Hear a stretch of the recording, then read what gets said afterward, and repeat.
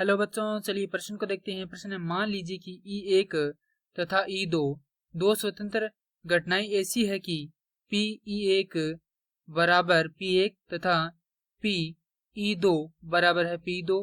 निम्नलिखित प्रायिकताओं वाली घटनाओं का वर्णन शब्दों में कीजिए। तो हमें यहाँ पर घटना दी गई है कि एक घटाओ में P1 गुणा में P2।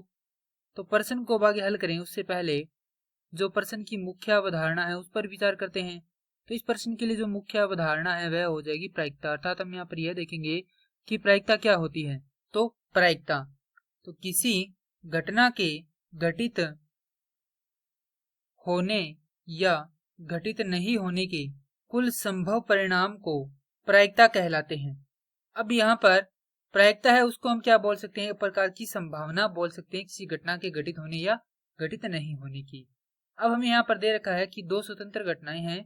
यहाँ पर लिखेंगे E1 व E2 स्वतंत्र घटना है। तो यदि ये स्वतंत्र घटना है तो हमारे पास यहाँ पर P A इंटरसेक्शन B अर्थात सर्वनिष्ठ B बराबर होता है किसके, P A गुणा P B के। अर्थात हमारे पास यदि A व B दो स्वतंत्र घटना हो तो ये क्या है, हमारे पास संभव है। अब प्रश्न में जो दिया गया है उसे देखते हैं।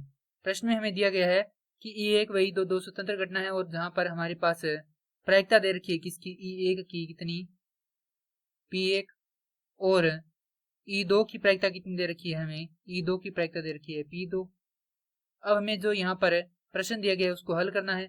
तो हमारे पास प्रश्न है एक घटाओ में P1 गुणा में है हमारे पास P। अब जैसा कि हम जानते हैं कि P A योग में P A डैश का योग कितना होता है, एक होता है। जहां P A बराबर है A घटना घटित होने की प्रायिकता और P A डैश बराबर है A घटना घटित नहीं होने की प्रायिकता। अब यहाँ पर क्या करेंगे, इस प्रश्न में हम मान रख देंगे तो हमारे पास आएगा एक घटाव में P E1 गुणा में P E2। अब चूंकि ये जो पद है ये किस रूप में है, ये यदि हम देखें यहां से तो हमारे पास यहां से आ जाएगा P E डैश 1 गुणा में P E2।